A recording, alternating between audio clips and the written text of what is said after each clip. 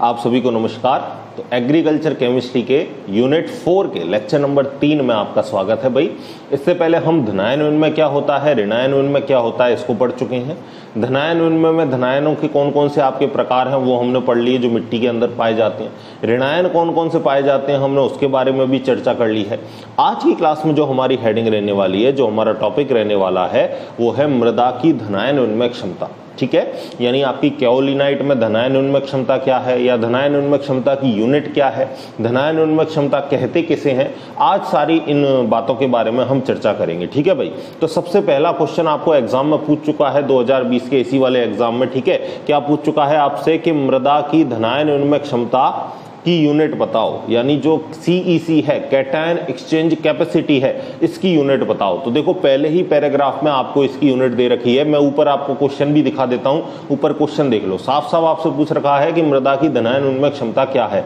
तो मृदा की धनायन विनिमय क्षमता की जो यूनिट है वो क्या है, सेंटीमोल प्रति किलोग्राम। साफ साफ लिख रखा है, क्या लिख रखा है भाई, सेंटीमोल प्रति किलोग्राम। ये किसकी यूनिट है भाई, आपकी धनायन विनिमय क्षमता, कैटायन एक्सचेंज कैपेसिटी। शॉर्ट में आपसे ऐसे भी बोल सकता है कि CEC की यूनिट क्या है। तो CEC की यूनिट आप बताओगे, कैटायन एक्सचेंज कैपेसिटी की जो यूनिट है वो है सेंटीमोल प्रति किलोग्राम। ठीक है, लिख रखा है साफ साफ, हिंदी में भी लिख रखा है और इसका प्रतीक भी लिख रखा है। तो आप कोई सा भी लिख सकते हो, ठीक है, लेकिन लिखना सही है प्रति किलोग्राम। तो प्रति किलोग्राम में बच्चे अक्सर गलती करते हैं। क्या करते हैं, देखो, या तो वो ऐसे लिख देते हैं सेंटीमोल प्रति किलोग्राम, और प्रति का यानी बटे का निशान भी लगा दिया और इधर क्या लगा दिया, इनवर्स भी लगा दिया। तो ये चीज तो गलत हो गई भाई। जब नीचे की चीज ऊपर जाएगी तो किस में हो जाएगी, प्लस हो जाएगी। तो ये सरासर गलत है। आपको क्या लिखना है, या तो आपको ऐसे लिखना है सेंटीमोल प्रति किलोग्राम, बटे में लगा के आप किलोग्राम लिख दो, या आपको कैसे लिखना है, या आपको मैं बताता हूं, या आपको ऐसे लिखना है सेंटीमोल प्रति किलोग्राम। और प्रति किलोग्राम का मतलब किलोग्राम इनवर्स। इनवर्स का मतलब ये है कि वो बटे में आ गया है। ठीक है, अगर हम इसको नीचे ले जाएंगे तो ये किस में आ जाएगा, बटे में आ जाएगा। समझ गए।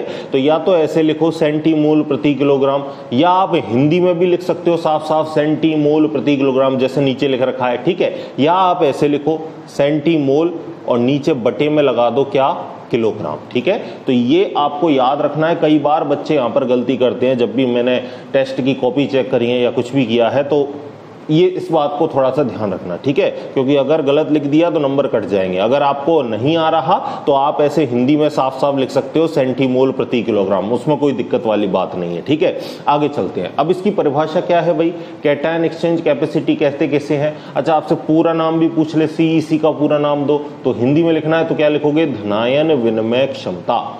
और अगर इंग्लिश में बोले तो इंग्लिश में आप लिख सकते हो, क्या लिख सकते हो, मैं आपको स्पेलिंग लिख देता हूं।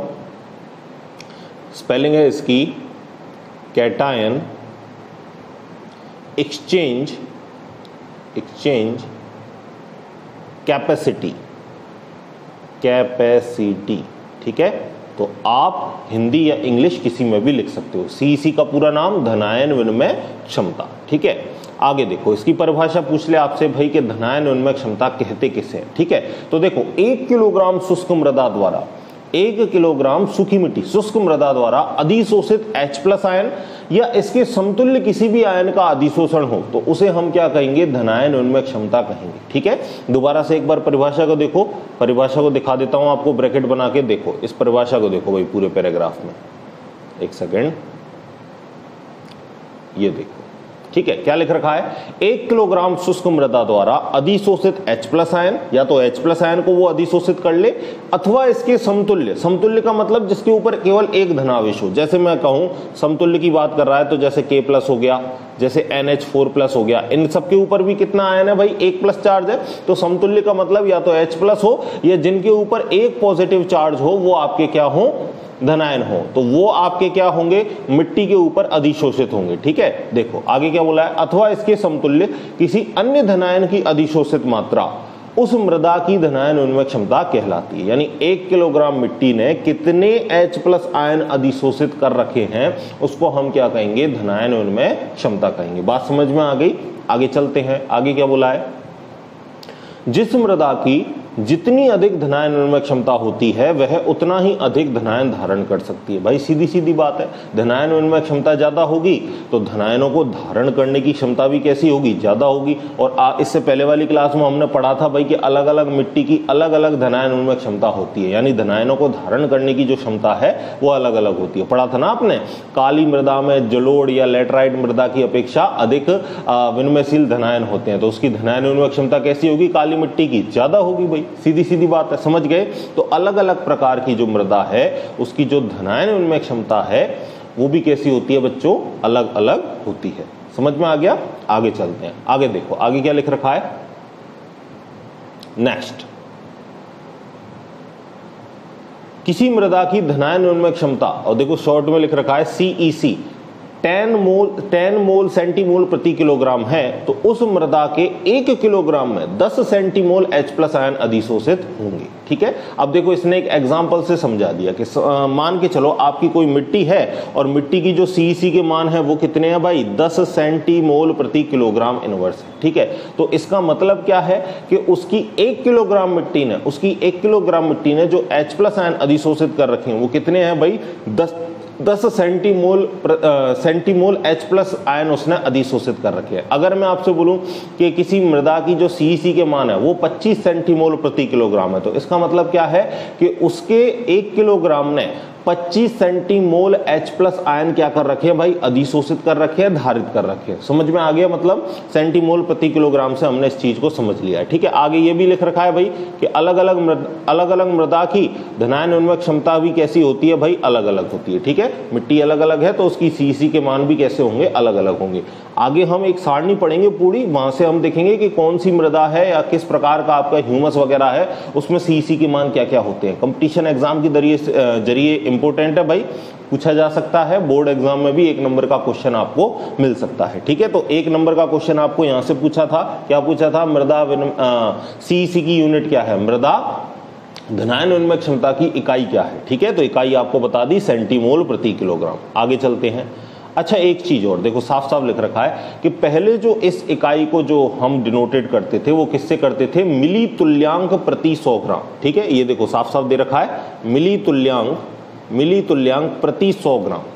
पहले हम सेंटीमोल प्रति किलोग्राम की जगह हम यूज करते थे मिली तुल्यांक प्रति 100 ग्राम।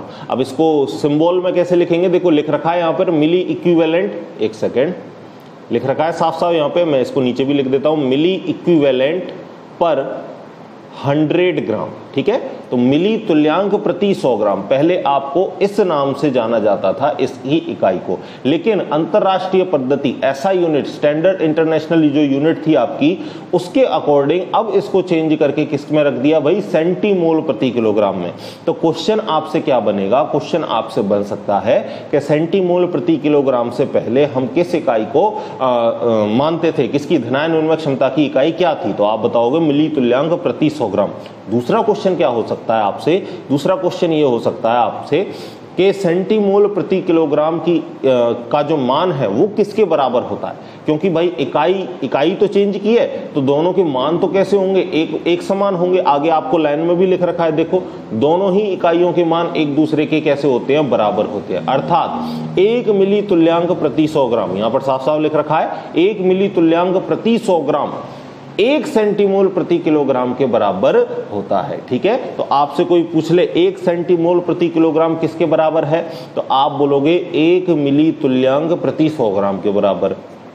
या दूसरे तरीके से आपको ये पूछ ले कि 1 मिली तुल्यांक प्रति 100 ग्राम किसके बराबर है, तो आप बोलोगे 1 मिली तुल्यांक प्रति 100 ग्राम 1 सेंटीमोल प्रति किलोग्राम के बराबर होगा। ठीक है, 2 क्वेश्चन यहां से बन सकते हैं, दोनों ही बता दिया आपको। ठीक है, और चलो इसको लिख के भी मैं आपको बता देता हूं, क्या लिखोगे, 1 मिली तुल्यांक प्रति 100 ग्राम ये किसके बराबर होगा, ये बराबर होगा 1 सेंटीमोल प्रति किलोग्राम के बराबर होगा। ठीक है, बराबर का निशान लगा दिया है मैंने, तो इस चीज को याद रखोगे, 1 मिली तुल्यांक प्रति 100 ग्राम 1 सेंटीमोल प्रति किलोग्राम के कैसा होगा, बराबर होगा। क्लियर है भाई बात, आगे चले, चलो अब देखो भाई, आपको है ना कुछ सारणी में मान दे रखे हैं, उन मानों को आपको डायरेक्ट याद रखना है। 1 नंबर का क्वेश्चन बन सकता है। कंपटीशन एग्जाम जो आपका जेट आईसीआर वगैरह है उसमें भी यहाँ से क्वेश्चन बन सकता है। ध्यान देना भाई, सारणी से मैं आपको सारी जो वैल्यू है उसको याद भी करवाऊंगा, कैसे याद रखना है वो भी बताऊंगा। ध्यान से देखते रहिए, ठीक है। तो आगे इस सारणी को हम ले लेते हैं, और इस सारणी में देखो यहाँ पर आपको 2 वैल्यू दे रखी है, ठीक है। 1 सेकेंड, यहाँ पर आपको पहले तो दे रखी है भाई सीईसी, कैटायन एक्सचेंज कैपेसिटी, ठीक है, जिसकी यूनिट क्या है, सेंटीमोल प्रति किलोग्राम। नीचे इनके दे रखे हैं औसत मान, और यहां दे रखा है आपको परिसर, रेंज। रेंज की जगह आप परास भी लिख सकते हो, ठीक है, या आपको यहां पर रेंज, या आप क्या लिख सकते हो इसकी जगह परास, परास, ठीक है, रेंज, ठीक है। क्या सीमा है, सीमा भी बोल सकते हैं, ठीक है। तो देखो यहाँ पर कौन कौन से दे रखे हैं भाई, कैओलिनाइट टाइप दे रखा है, एलाइट दे रखा है, मोंटमोरिलोनाइट दे रखा है, वर्मिकुलाइट दे रखा है, और एक बार नीचे चलते हैं, सबको पढ़ लेते हैं पहले। क्लोराइड दे रखा है, एलोफोन दे रखा है, ऑक्साइड एंड हाइड्रोक्साइड दे रखा है, और ह्यूमस दे रखा है। यानी टोटल कितने दे रखे हैं अगर हम नंबरिंग करें तो 1 2 3 4 5 6 7 8 दे रखे हैं भाई। टोटल 8 प्रकार की आपकी मृदा हो सकती है, जिसमें खनिज की मात्रा के आधार पर उसको अलग अलग कर दिया हमने। अब इनमें आपको पूछ सकता है कि धनायन उन्मय क्षमता के औसत मान दीजिए, या आपसे पूछ ले धनायन उन्मय क्षमता की परास दीजिए, सीमा दीजिए, ठीक है। तो आपसे रेंज भी पूछ सकता है, आपसे औसत मान भी पूछ सकता है। अब आपसे अगर कुछ नहीं बोला तो आप एग्जाम में कोई भी लिखे हो, कोई दिक्कत वाली बात नहीं है। जैसे हमने पूछ लिया ह्यूमस की धनायन उन्मय क्षमता कितनी है, तो औसत मान लिख दो, कोई दिक्कत नहीं है, 200 सेंटीमोल प्रति किलोग्राम। या आप ऐसे भी लिख सकते हो कि 100 से 300 सेंटीमोल प्रति किलोग्राम के बीच की होती है, तो गलत नहीं माना जाएगा, ठीक है। लेकिन उसने साफ साफ औसत मान दे रखा है तो आप औसत मान लिखोगे, या उसने साफ साफ परास पूछ रखी है तो आप परास के मान लिखोगे, ठीक है। समझ गए बात को। तो पहले देख लेते हैं भाई, कैओलिनाइट के कितने हैं। कैओलिनाइट का कितना है, 8 सेंटीमोल प्रति किलोग्राम, ठीक है। पूरी इकाई बाद में लिखनी है, सिर्फ 8 लिख दोगे आधा नंबर काट देगा। बता दिया मैंने पिछली क्लास में भी कि इकाई पूरी साथ में लिखनी है। उसने पूछा है कि ह्यूमस की धनायन उन्मय क्षमता कितनी होती है, तो केवल 200 नहीं लिखना है, क्या लिखना है, 200 सेंटीमोल प्रति किलोग्राम, ठीक है। समझ के बात को। यहां से आपको फिर एलाइट के मान कितने हैं भाई, 300 सेंटीमोल प्रति किलोग्राम। अच्छा, पहले ऊपर वाले के औसत मान की भी चर्चा कर लेते हैं। तो जो पहले देखते हैं, पहला कौन है हमारे पास, पहला है कैओलिनाइट। तो कैओलिनाइट की जो रेंज है वो कितनी है भाई, औसत मान कितना है 8, और इसकी जो रेंज है वो कितनी है 3 से 15, ठीक है। दूसरी बात करते हैं, दूसरा है आपका एलाइट। दूसरा देखो एलाइट। तो एलाइट के जो आपके मान हैं वो औसत मान कितना है भाई, 30 सेंटीमोल प्रति किलोग्राम। और अगर हम रेंज की बात करें तो 20 से लेके 40 सेंटीमोल प्रति किलोग्राम। तीसरे नंबर पर आता है आपका मोंटमोरिलोनाइट। अब मोंटमोरिलोनाइट की जो सीईसी के मान है वो कितने हैं, 80 सेंटीमोल प्रति किलोग्राम। रेंज की बात करें 60 से 100 सेंटीमोल प्रति किलोग्राम। भाई औसत निकालना तो आता ही है अपन को।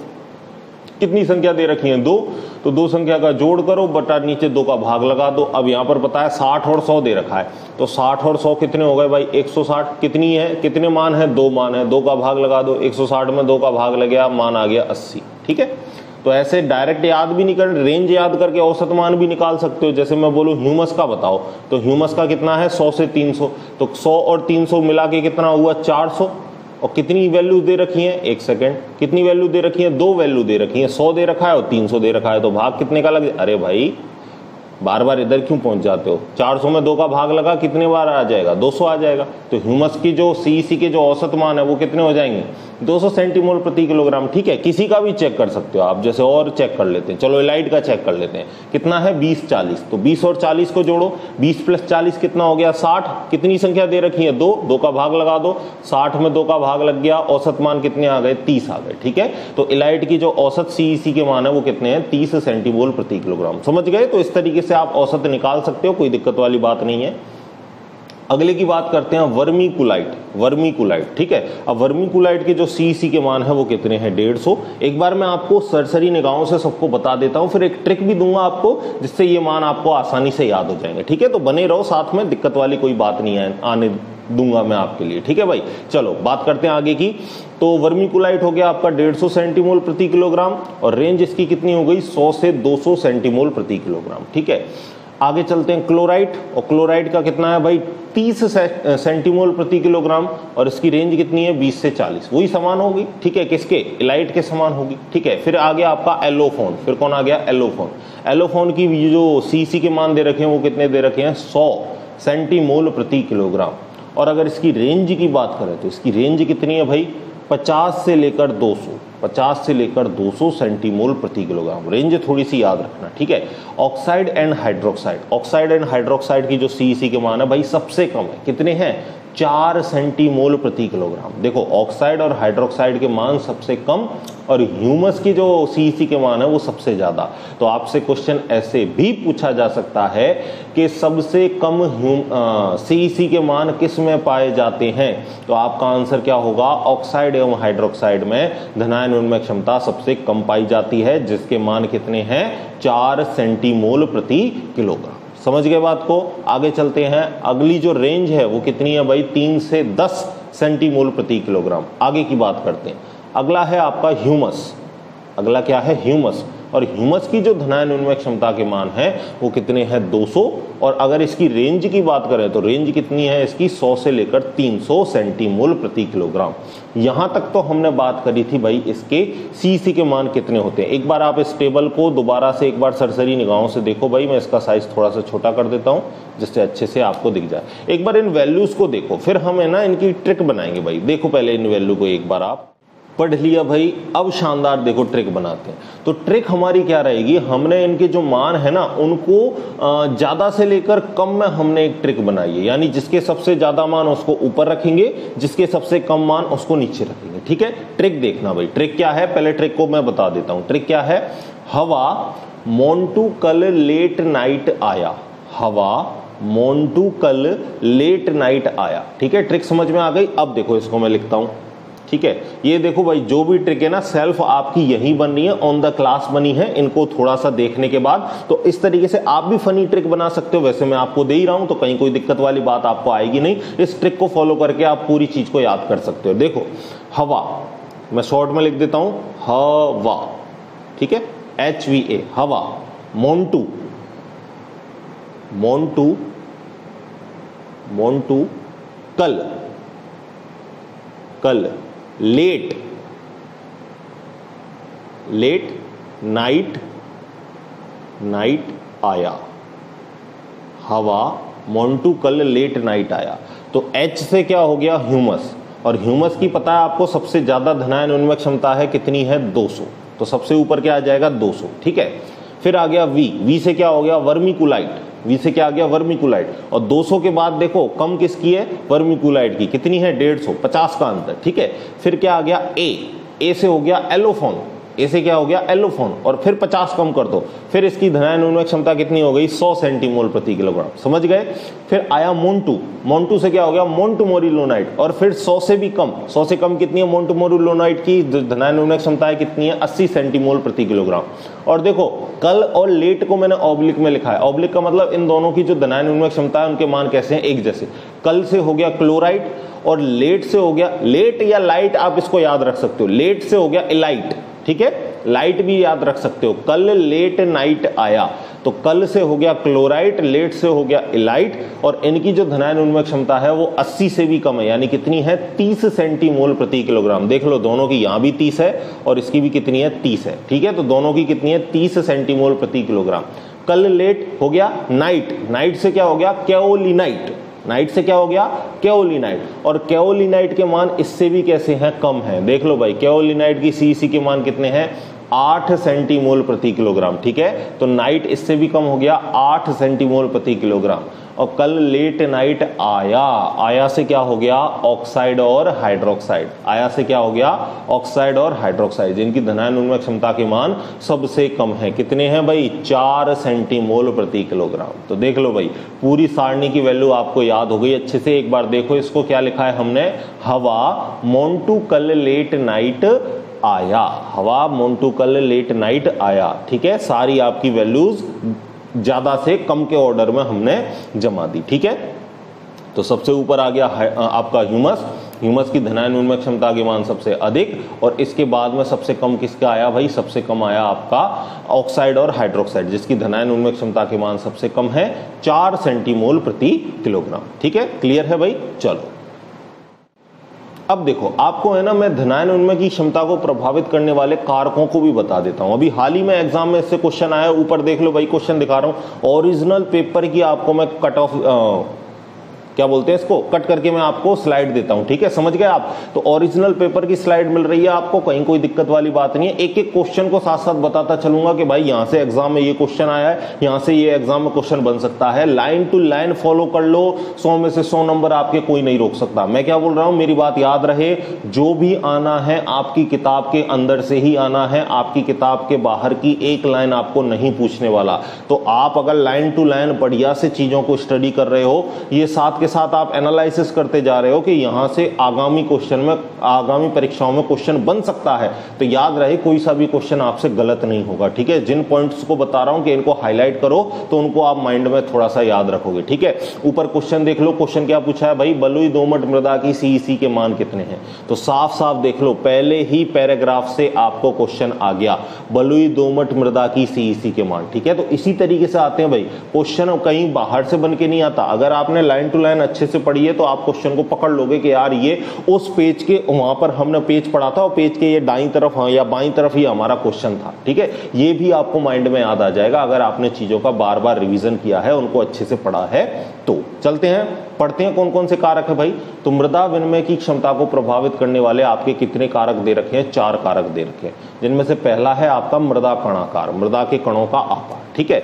देखो क्या लिख रखा है, महीन कणाकार वाली मृदाओं की धनायन उन्मय क्षमता मोटे कणाकार वाली धनायन उन्मय क्षमताओं से अधिक होती है, क्योंकि महीन बारीक जो कण होंगे उनका जो सतही क्षेत्रफल है वो कैसा होगा, ज्यादा, और सतही क्षेत्रफल ज्यादा होगा तो अधिशोषित धनायनों की मात्रा भी कैसी होगी, ज्यादा होगी। तो महीन कणाकार वाली जो मिट्टी है उनकी धनायन उन्मय क्षमता के मान ज्यादा होते हैं, मोटे कणाकार वाली जो मृदा है उनकी धनायन उन्मय क्षमता के मान कम होते हैं। ठीक है, अब आपसे क्वेश्चन पूछ लिया है बलुई दोमट मृदा की सीईसी के मान कितने हैं, तो आप आंसर दे दोगे 5 से 10 सेंटीमोल प्रति किलोग्राम। अब आपसे क्वेश्चन ये भी बन सकता है कि मटियारी दोमट मृदा की सीईसी के मान कितने होते हैं, तो मटियारी दोमट मृदा की सीईसी के मान कितने होते हैं, 15 से 20 सेंटीमोल प्रति किलोग्राम। और इस बार के लिए स्टार लगा के इस क्वेश्चन को रख लो। ठीक है, तो जो आपकी मटियारी दोमट मृदा है उसकी सीईसी के मान कितने दे रखे हैं भाई, 15 से 20 सेंटीमोल प्रति किलोग्राम। क्वेश्चन बन गया, पूछा जा सकता है। ठीक है, आगे की बात करते हैं। दूसरा है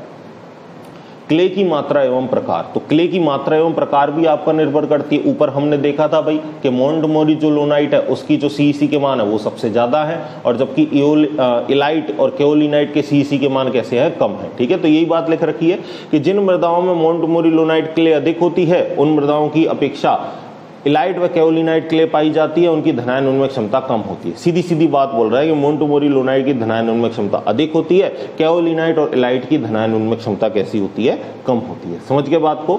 अगला चलते हैं तीसरा पॉइंट। तीसरा पॉइंट क्या है भाई, मृदा पीएच, सॉइल का पीएच। अब पीएच क्या होता है आप सबको पता है, पीएच जो है वो अम्लता, क्षारीयता, उदासीनता को मापने का एक स्केल होता है जिसकी वैल्यू कितनी होती है, 0 से लेकर 14 तक। अब अगर 0 से 7 है, 0 से 7 है तो वो मिट्टी किसके अंतर्गत आएगी, अम्लीय के अंतर्गत। फिक्स 7 है तो वो किसके अंतर आएगी, उदासीन के अंतर्गत। और अगर 7 से लेकर 14 तक आएगी तो वो किसके अंतर्गत आ जाएगी आपकी, वो आ जाएगी आपकी क्षारीय मृदा के अंतर्गत। 8 से लेकर 14 भी इसको कह सकते हो, कोई दिक्कत नहीं है। 7 से 14 की वैल्यू जो है, फिक्स 7 है तो उदासीन, 7 से 14 है वो आपकी किस में आ जाएगी, क्षारीय में आ जाएगी। ठीक है, चलो बात करते हैं। तो मृदा का अगर पीएच बढ़ेगा तो सीईसी के मान आपके किस तरीके से प्रभावित होंगे उनको देखते हैं। ठीक है, क्षारीय मृदाओं की धनायन उन्मय क्षमता अम्लीय मृदाओं से अधिक होती है। जिन मिट्टियों में क्षारीय गुणधर्म पाए जाते हैं, यानी पीएच के मान ज्यादा होंगे, कितने, 7 से लेकर 14 के बीच में, तो पीएच के मान जिनमें ज्यादा होते हैं या जो मिट्टी क्षारीय प्रकृति की होती है उसमें धनायन उन्मय की क्षमता कैसी होती है, ज्यादा होती है। देखो भाई इसको एक बार देखो, पीएच में वृद्धि के साथ साथ आयनित आयनों की संख्या में क्या होती है, वृद्धि होती है। भाई H+ आयनों की संख्या में, इसमें क्या बोल रहा है, आयनित जो आयन है यानी आयनों में बंटने वाले जो आयन है उनकी संख्या में क्या होती है, वृद्धि होती है।